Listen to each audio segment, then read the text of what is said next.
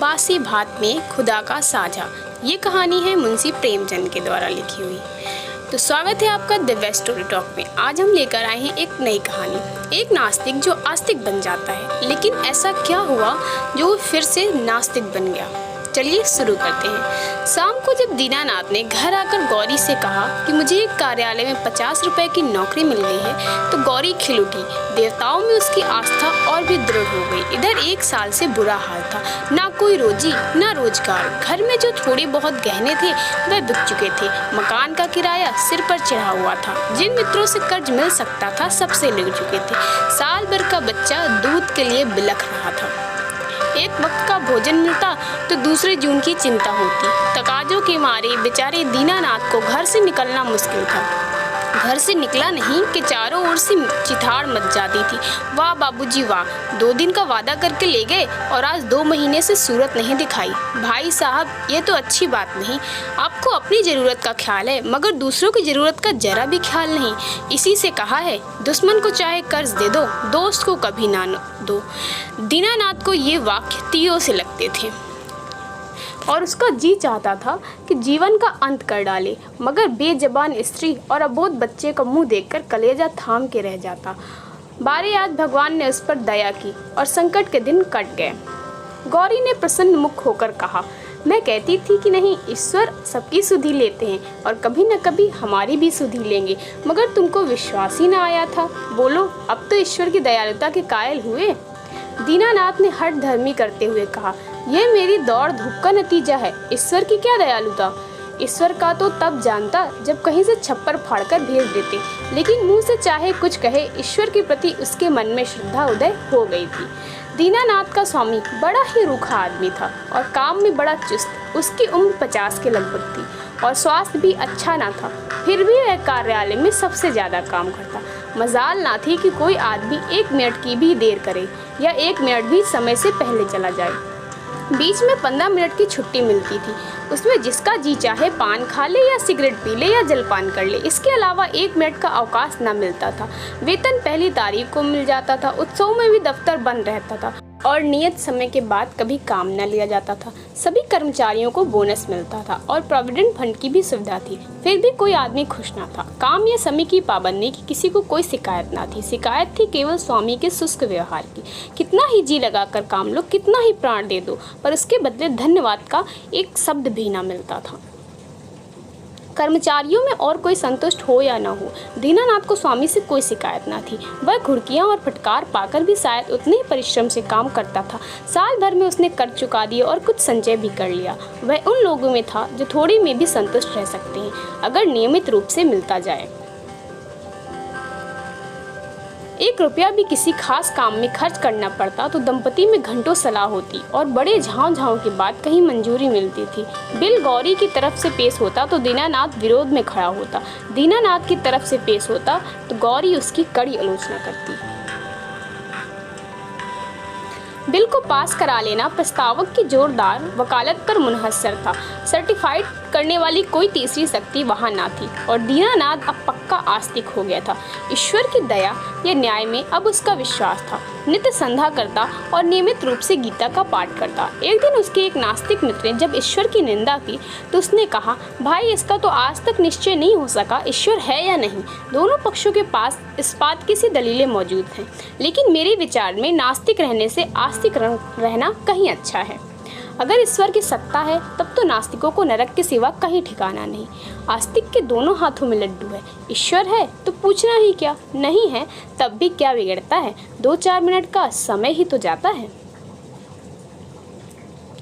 एक दिन जब दीनानाथ शाम को दफ्तर से चलने लगा तो स्वामी ने उसे अपने कमरे में बुलाया और भेजा और बड़ी खातिर से उसे कुर्सी पर बैठा कर बोला, तुम्हें यहाँ काम करते कितने दिन हुए? साल भर तो हुआ ही होगा। दीनानाथ ने नम्रता से कहा, जी हाँ, 13वां महीना चल रहा है। आराम से बैठो। इस वक्त घर जाकर जलपान करते हो? जी नहीं, मैं जलपान का खाते होगे। जवान आदमी होकर अभी से इतना संयम? यह कहकर उसने घंटी बजाई और अर्दली से पान और कुछ मिठाइयाँ लाने को कहा। दीनानाथ को शंका हो रही थी, आज इतनी खातिरदारी क्यों हो रही है? कहाँ तो सलाम भी नहीं लेते थे और आज मिठाई और पान सभी कुछ मंगाया जा रहा है। मालूम होता है मेरे काम से खुश हो गए हैं। इस ख्याल से उसे कुछ आत्मविश्वास हुआ और ईश्वर की याद आ गई। अवश्य परमात्मा सर्वदर्शी और न्यायकारी है, नहीं तो मुझे कौन पूछता। अर्दली मिठाई और पान लाया। दीनानाथ आज्ञा से विवश होकर मिठाई खाने लगा। स्वामी ने मुस्कुराते हुए कहा, तुमने मुझे बहुत रूखा पाया होगा। बात यह है कि हमारे यहाँ अभी तक लोगों को अपनी जिम्मेदारी का इतना कम ज्ञान है कि अफसर जरा भी नर्म पड़ जाए तो लोग इसकी शराफत का अनुचित लाभ उठाने लगते हैं और काम खराब होने लगता है। कुछ ऐसे भाग्यशाली हैं जो नौकरों से हेल मेल भी रखते हैं, उनसे हंसते बोलते भी हैं, फिर भी नौकर नहीं बिगड़ते बल्कि और भी दिल लगाकर काम करते हैं। मुझ में वह कला नहीं, इसलिए मैं अपने आदमियों से कुछ अलग अलग रहना ही अच्छा समझता हूँ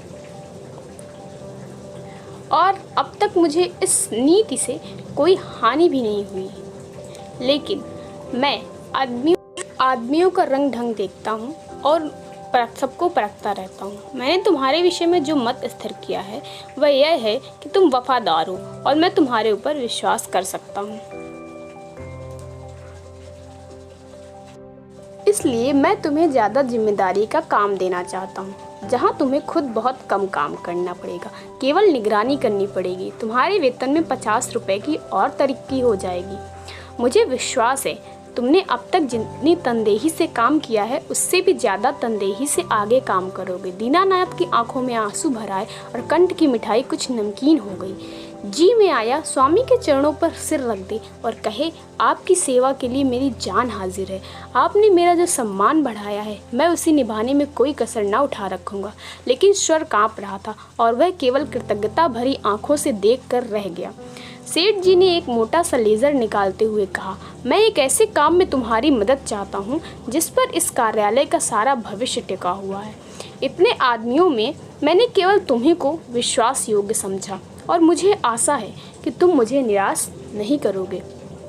यह पिछले साल का लेज़र है और इसमें कुछ ऐसी रकमें दर्ज हो गई हैं जिनके अनुसार कंपनी को कई हजार लाभ होता है। लेकिन तुम जानते हो हम कई महीनों से घाटे पर काम कर रहे हैं। जिस क्लर्क ने यह लेज़र लिखा था उसकी लिखावट तुम्हारी लिखावट से बिल्कुल मिलती है। अगर दोनों लिखावटें आमने सामने रख दी जाएं तो किसी विशेषज्ञ को भी उनमें भेद करना कठिन हो जाएगा। मैं चाहता हूँ तुम लेज़र में एक पृष्ठ फिर से लिखकर जोड़ दो और उसी नंबर का पृष्ठ उसमें से निकाल लो। मैंने पृष्ठ का नंबर छपवा लिया है, एक दफ्तरी भी ठीक कर लिया है जो रात भर में लेज़र की जल्दबंदी कर देगा, किसी को पता तक ना चलेगा। ज़रूरत सिर्फ यह है कि तुम अपनी कलम से उस पृष्ठ की नकल कर दो। दीनानाथ से शंका की, जब उस पृष्ठ की नकल ही करनी है तो उसे निकालने की क्या ज़रूरत है? सेठ जी हंसे, तो क्या तुम समझते हो उस पृष्ठ की हूबहू नकल करनी होगी? मैं कुछ रकमों में परिवर्तन कर दूंगा। मैं तुम्हें विश्वास दिलाता हूँ कि मैं केवल कार्यालय की भलाई के ख्याल से यह कार्यवाही कर रहा हूँ। अगर यह रद्दोबदल ना किया जाए तो कार्यालय के 100 आदमियों की जीविका में बाधा पड़ जाएगी। इसमें कुछ सोच विचार करने की ज़रूरत ही नहीं, केवल आधा घंटे का काम है। तुम बहुत तेज़ लिखते हो। कठिन समस्या थी। स्पष्ट था कि उससे जाल बनाने को कहा जा रहा है। उसके पास इस रहस्य का पता लगाने का कोई साधन ना था कि सेठ जी जो कुछ कह रहे थे वह स्वार्थवश होकर या कार्यालय की रक्षा के लिए। लेकिन किसी दशा में भी ये जाल है, घोर जाल। क्या वह अपनी आत्मा की हत्या करेगा? नहीं, किसी तरह नहीं। उसने डरते डरते कहा, मुझे आप क्षमा करिए, मैं यह काम न कर सकूंगा। सेठ जी ने उसी अविचलित मुस्कान के साथ पूछा, क्यों? इसलिए कि यह सरासर जाल है। जाल किसे कहते हैं? किसी हिसाब में उलटफेर करना जाल है, लेकिन उस उलटफेर से 100 आदमियों की जीविका बनी रहे तो इस दशा में भी वह जाल है। अगर सेठ जी का कहना सच है तो इस जाल से 100 आदमियों की रोजी बनी रहे तो वास्तव में वह जाल नहीं, कठोर कर्तव्य है।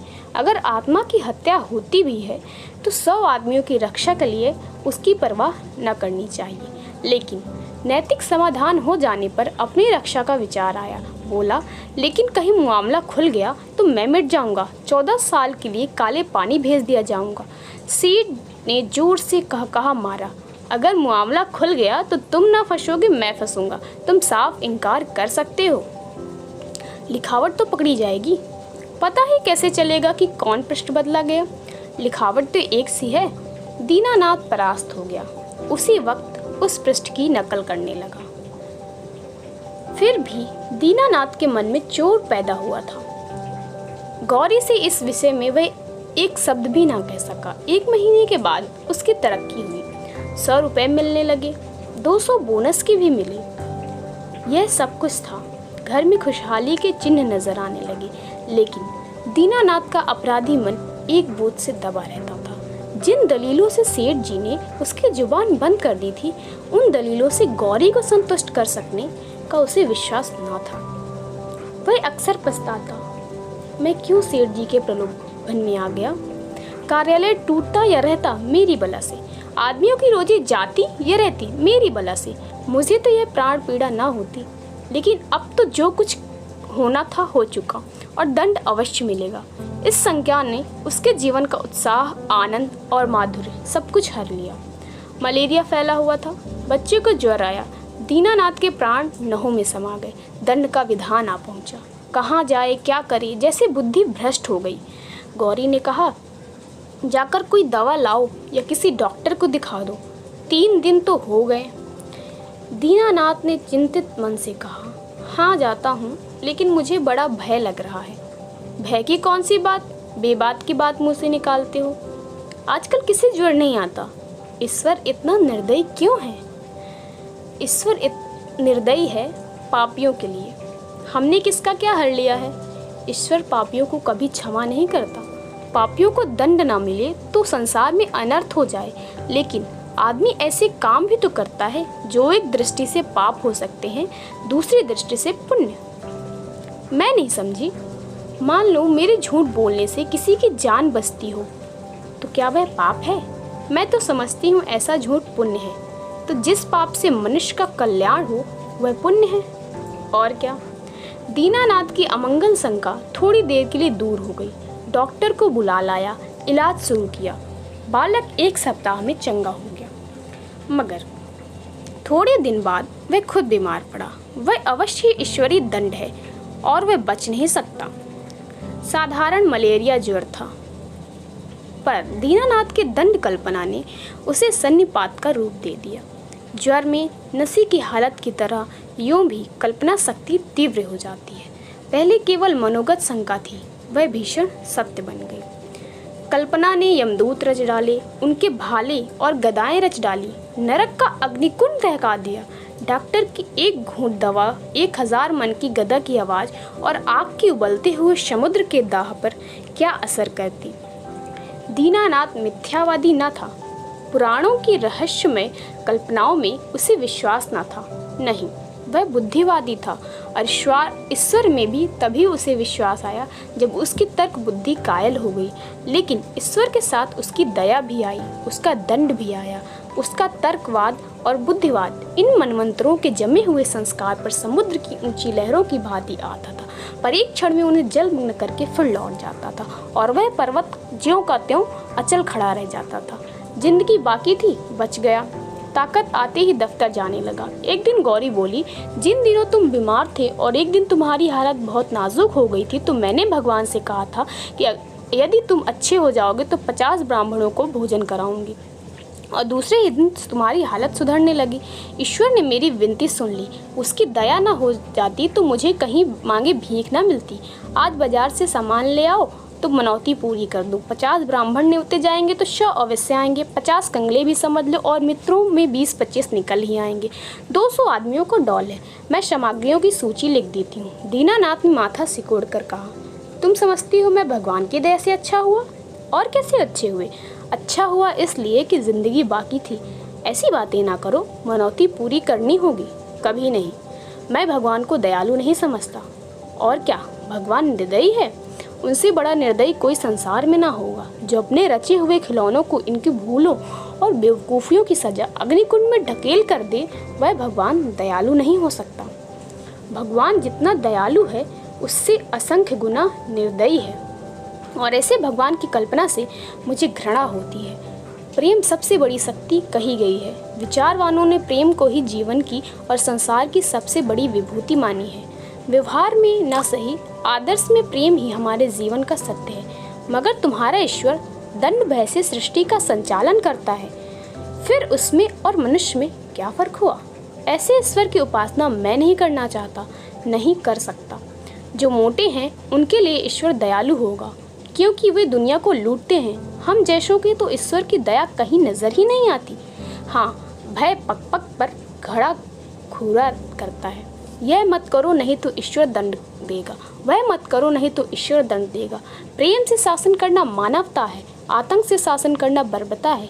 आतंकवादी ईश्वर से तो ईश्वर का ना रहना ही अच्छा है। उसे हृदय से निकाल कर मैं उसकी दया और दंड दोनों से मुक्त हो जाना चाहता हूँ। एक कठोर दंड बरसों के प्रेम को मिट्टी में मिला देता है। मैं तुम्हारे ऊपर बराबर जान देता रहता हूँ, लेकिन किसी दिन डंडा लेकर पीट चलूँ तो तुम मेरी सूरत न देखोगी। ऐसे आतंक में, दंड में जीवन के लिए मैं ईश्वर का एहसान नहीं लेना चाहता। बासी भात में खुदा की साझे की जरूरत नहीं। अगर तुमने ओझ भोज पर जोर दिया तो मैं जहर खा लूँगा। गौरी उसकी मुंह की ओर भयातुर नेत्रों से ताकती रह गई। तो ये कहानी थी बासी भात में खुदा का साझा। यदि आपको यह कहानी पसंद आई हो तो मेरे चैनल को सब्सक्राइब करके बेल आइकन प्रेस कर दीजिए। अपने दोस्तों के साथ शेयर करें। धन्यवाद।